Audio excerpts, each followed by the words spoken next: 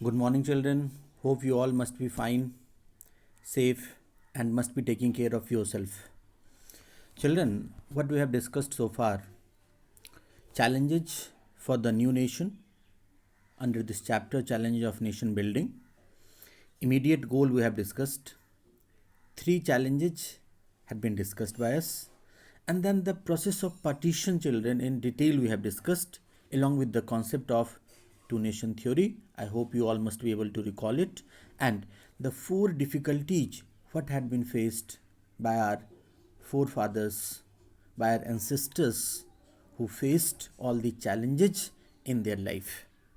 And they laid down a very solid foundation for a new nation, for a new India. Fine, children. Today we are going to discuss consequences of partition. Now come, under this consequences, as we know, year 1947 is an unprecedented one. Excellent year for us, but what was the worst part of it? That it was partition.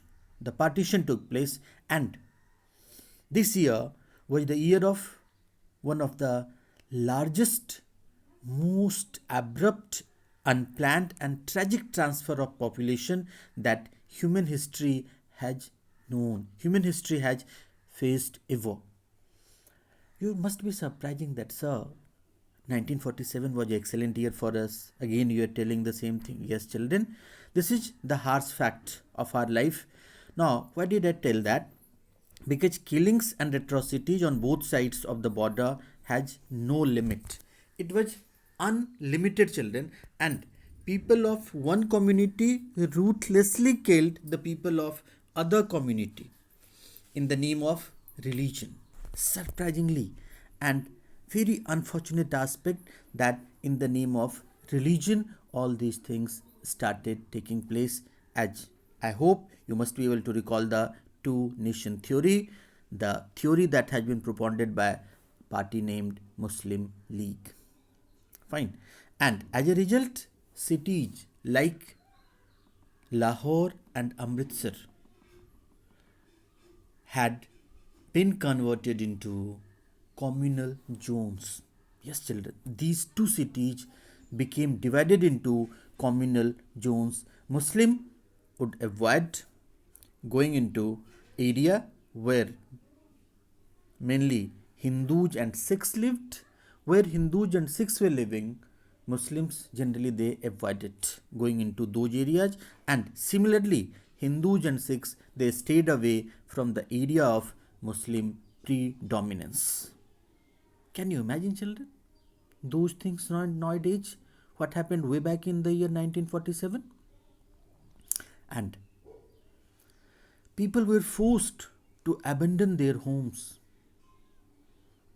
They were forced to move across borders. People went through immense sufferings. Their sufferings had no bound, their sufferings had no limit. And minorities on both sides of the border. It was not the case that in one side, minorities on both sides of the border fled their home and often secured shelter in refugee camps. Children, there is one area in Delhi, just by the side of Delhi University, that is known as the camp area. In fact, exact name is Kingsway Camp, because those days the British king, that used to be unfortunately our king also, they passed through that area. That's why it came to be known as Kingsway Camp. Okay, so here people were forced to take their shelter in refugee camps, and in the refugee camps they found unhelpful local administration and police. Local administration and police were unhelpful as found by the people, the victims, in what was still recently their own country. It means in their own country, now the administration stopped cooperating with them, police stopped helping them, police stopped taking care of them. They traveled to the other side. They travel to the other side. Surprisingly, other side what has become of the new border by all sorts of means and often by foot they travelled. Even during this journey, they were attacked, they were killed, they were raped. Can you imagine? All these things were taking place those days. Thousands of women were abducted on both sides of the border. They were kidnapped on both sides of the border. And they were also forced, they were made to convert to the religion of the abductor and were forced into marriage. Means marriage was being forced on them, children. In those days, in those scenario, what would have been the real condition of our leaders, their distress, their agony, their pain? You simply think of it. How difficult was it for the leaders those days to pacify the people, to make the people understand, and then to come out with a roadmap through which peace and communal harmony must find a place in the society. Okay, so here one term nowadays you people must be hearing: family honor. Because women were being forced into marriage, they were being abducted, they were being raped. That's why in many cases women were killed by their own family, by their own family members, to preserve the family honor. This is the worst aspect. This is the worst situation ever faced by any person in their life. Many children were separated from their parents. Yes, children were separated from their parent, and for lakhs of these refugees, those who did manage to cross the border, they found that they had no home. Just imagine. They crossed their border, they left their everything at one place, and now they are finding that they had no home. And for lakhs of these refugees, the country's freedom meant life in refugee camps for months and sometime for years. So, there, for them, freedom meant life in refugee camps. Can we think of those circumstances? Just imagine how difficult had been the conditions those days. And against all odds, we succeeded, we are moving ahead, and still, if any such kind of communal harmony we are getting disturbed in a society, then problems and our concern for the future of our nation, for the future of the young generation is quite obvious, children. That's why now the onus lies on you. Now it's your responsibility, children, to take this message further and to ensure that communal harmony never gets disturbed in our society. Writers, poets, filmmakers in both the country, India and Pakistan, they have expressed the ruthlessness of the killings and the sufferings of displacement and violence that has taken place those days. They mentioned all these things in their novels, in their books, in their stories, in their poems, in their films. And they, while recounting the trauma of partition, all these people, the writers, poets, filmmakers, story writers of both the nation, India, Pakistan, they have often used the phrase that survivors themselves used to describe partition as division of hearts. Yes, partition was simply division of hearts. Student, one thing I would like to ask you. Some of you have been in this school for the last 10 year, 12 year. Some of you are into your second year. You had given farewell to your seniors. That day, when any passing out batch, they are getting farewell, It used to be a very tough moment for them. People become, and you people, you students, you all children would also become very nostalgic those days. That particular day, in fact, you will, or you start feeling that I'm going to miss something. So, if this is the case in 2 years, or 6 years, or 10 years, or 12 years, people who have been residing there since centuries, their ancestors had been residing there, now they are forced to leave their place. That's why all these intelligentsia class, they described it as division of hearts. And partition was not merely a division of properties, liabilities, assets, or a political division of the country and of administrative apparatus, children. It was certainly these things, and along with it, what also got divided were financial assets. Financial assets were also divided. The things like tables, chairs, typewriters, paper clips, just imagine, books, musical instruments of the police band were also being divided. Employees of the government and the railways. Employees of the government and the railways were also divided.